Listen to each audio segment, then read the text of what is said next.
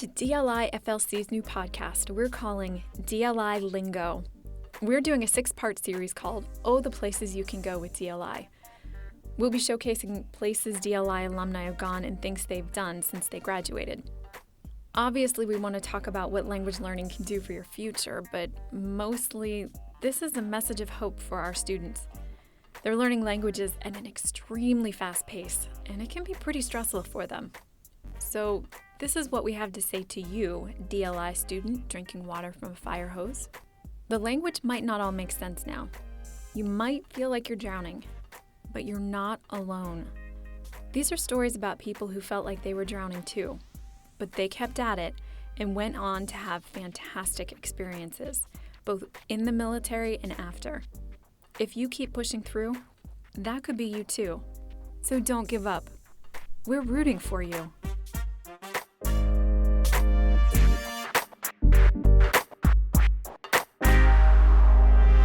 As a kid, I was never fully aware of current events going on around me.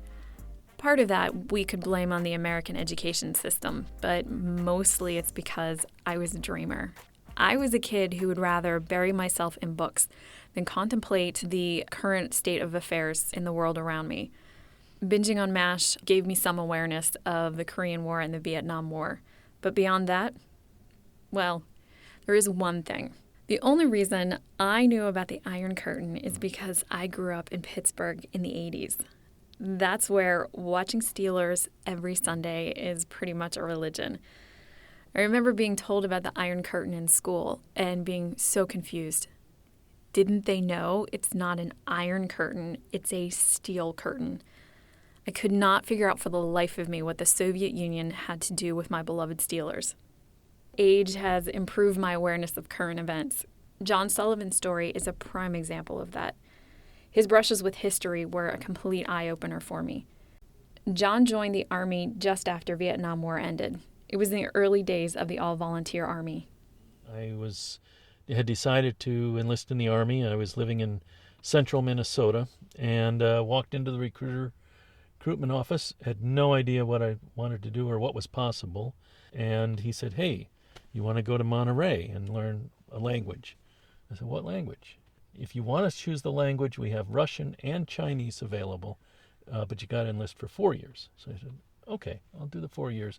I want to do Russian." I had read a lot of Russian literature, novels, Tolstoy, Dostoevsky, etc., and I wanted to be able to read one in the original language. So that's what made my decision on which language to study. For John, it worked out that he got Russian.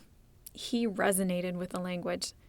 What I found with Russian was once you got over the new alphabet, which took a while, that it was a very phonetic language. I have friends who have studied Polish, and Polish, you've got marbles in your mouth, and it's very difficult to pronounce. But Russian really follows some very phonetic rules, and it's a fairly straightforward language. I actually found it over time to be, one of the easier languages that I've studied.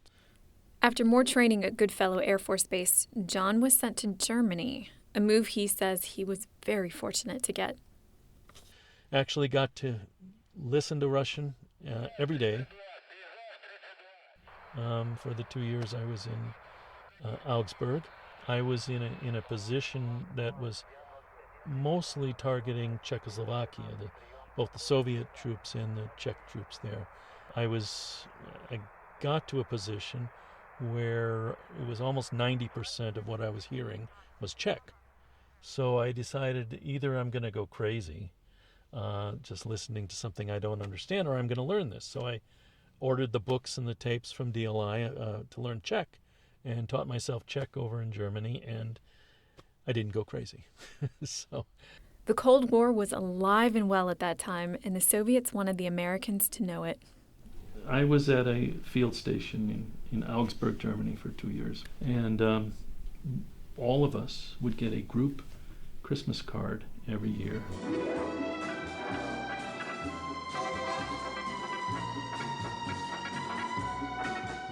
With all of our names and our social security numbers from the KGB. And that was before social media. After his tour ended in Germany in 1979, John had 9 months left in his enlistment. It was a very full 36 weeks. At the end of that 2-year tour, I was reassigned to the 375th ASA Company at Fort Hood. Almost the entire time, I don't recall being there for more than a month, but I was TDY the whole time. For his first TDY, John was sent to Key West. I know, you're super sympathetic to his troubles. Just wait. In 1979, there was a scare known as the Soviet Brigades. It was discovered that the Soviets had a brigade in Cuba and looked like they were amassing more troops. They assigned me for most of the winter to Naval Air Station in Key West, where I was tasked to intercept radio communications of a Soviet brigade in Cuba. So we were getting up in an old, the kind of planes the ASA used in Vietnam. I think they were Cessna RU-8Ds or something like that with all the radio equipment.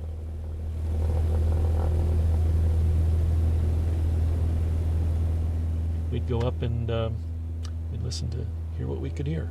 And there was a Spanish linguist sitting next to me in the little plane, and we did that every day for a couple months, as I recall, in 79. As it turns out, the Soviets had been in Cuba since the 1960s. In fact, going into the 70s, the word brigade had been overheard in a transmission and had been reported to the intelligence agencies. But the United States had been embroiled in the Vietnam War at that time, so it wasn't a priority at all. In 1979, because of Cuban and possibly Soviet influence in what was going on in the Western Hemisphere, the United States stepped up their surveillance of Cuba, and that gave them more specific information that there was brigade movement of Soviet troops in Cuba. So basically, what started out to be a big deal ended up deflating somewhat, but it didn't really help the tensions between the United States and the USSR. I think the reason we were sent down there on a very rush basis was that it had been discovered that there was actually a full brigade, not just a few advisors, but a full brigade. And there was some confusion and concern about, well, what are they up to? And there were different theories. I mean, in those days, don't forget, a lot of Cuba's military were deployed overseas in various troublemaking spots like Angola and Nicaragua and all of those sort of places where the Cubans and the Soviets were trying to advance their interests in third world countries. And of course, the Cubans were tasked with that. And the thinking was that maybe the Soviets were in Cuba to make sure that the civilian population there stayed pacified. But beyond that, it was above my pay grade, as they say. John Sullivan's time as a linguist had him brushing up against some big events in history. His last few months in the military were about to be his biggest yet.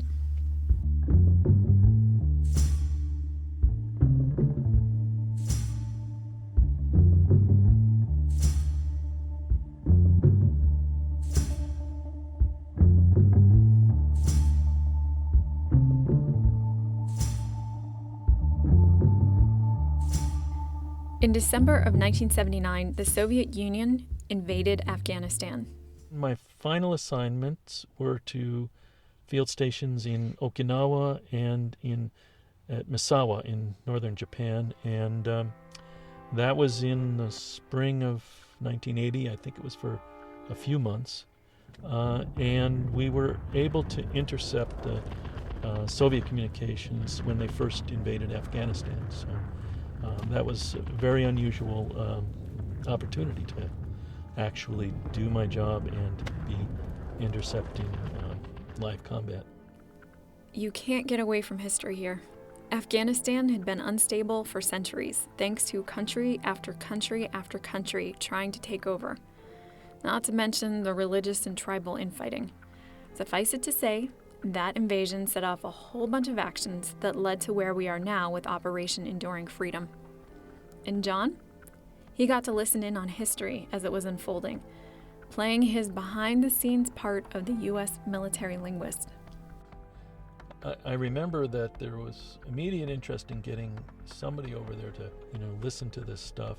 There was a lot of discussion about where to send us. At one point, they thought they might deploy us to Oman or even Pakistan, which would have been even closer. But that year, there was sunspot activity. So we were able to pick up the radio on Skip as far away as Japan. And there were already 2 field stations there where we could pick that stuff up. So that's why they sent us first to Okinawa and then to Misawa. Sunspots can change the ionosphere so that it's possible for signals to be heard from far away, from places that would otherwise be impossible to hear. Once John finished up his tour with the military, he was ready to move on to different things. Turns out, his language was really useful. I was married at the time, and the deal was she'd follow me in the Army, but she got to pick the next 4 years, and she picked New York City. And my first job was with an admiralty law firm as a paralegal and translator. They represented the Soviet shipping companies and fishing fleets, so I would translate ships' logs and talk to the clients when they were in town and that sort of thing. So John had one more brush with the Soviet Union, this time 2 years after his military tour was finished. September 1st, 1983. Yes, I'm approaching the target. I'm going in closer. That's the voice of a Soviet fighter pilot taking aim at the airliner. The plane is carrying 269 people, including at least 22 children, and United States Congressman Lawrence McDonald from Georgia. I'm coming before you tonight about the Korean airline massacre, the attack by the Soviet Union against 269 innocent men, women, and children aboard an unarmed Korean passenger plane. This crime against humanity must never be forgotten, here or throughout the world. being in Misawa kind of resonates for me because my best friend in law school, he graduated a year before me, and he was on the Korean airliner that was shot down in 1983. And I knew who and where the activity had been intercepted. I knew a little bit about what usually goes on up in that part of the world. But it always makes me think of my friend, and it's kind of sad.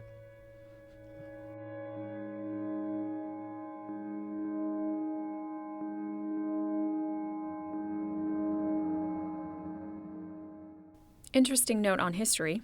That international incident was instrumental in the Reagan administration releasing the Global Positioning System to the world, that is, GPS. As for John Sullivan, his time at DLI and with the rest of his military experience, it helped shape the direction his life took. Finished law school in 1984 and moved out to Seattle. And starting in about 1990, I had of course, a 5-year travel restriction when I got out.